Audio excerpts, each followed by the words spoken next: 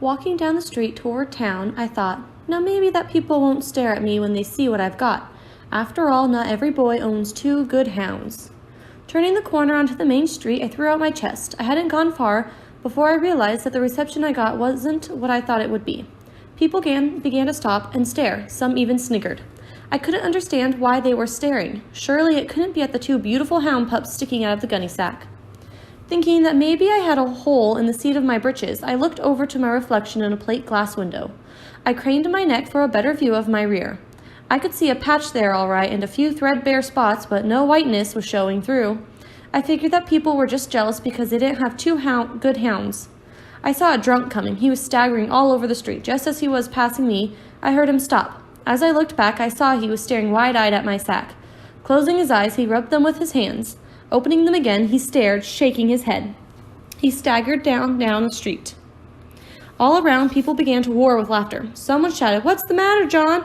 You seeing things today?" I hurried on, wanting to get away from the stares and the snickers. It wouldn't have happened again on 100 years, but there they came, the same old women I had met before. We stopped and had another glaring fight.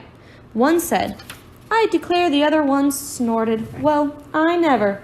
My face burned. I couldn't take any more. After all, a man can stand so much and no more. In a loud voice, I said, "You may have these people fooled with those expensive-looking feathers in your hats, but I know what they are. They're goose feathers, painted with iodine." One started to say something, but her words were drowned out by the roaring laughter from all around. Gathering up their long skirts, they swished on down the street. All around me, people began to shout questions and laugh.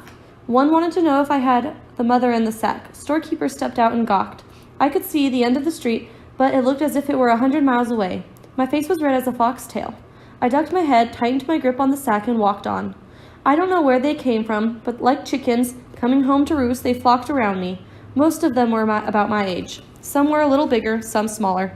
They ganged around me, screaming and yelling. They started clapping their hands and chanting, "The dog boy has come to town! The dog boy has come to town!"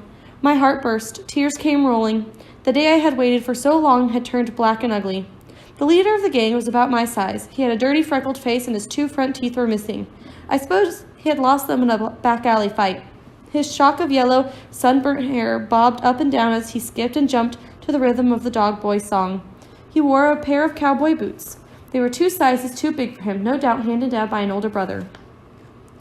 He stopped on my right foot. I looked down and saw a drop of blood ooze out from under the broken nail. It hurt like the dickens, but I gritted my teeth and walked on. Freckled Face pulled the ear of my little girl pup. I heard her painful cry. That was too much. I hadn't worked 2 long, hard years for my pups to have some freckle-faced punk pull their ears.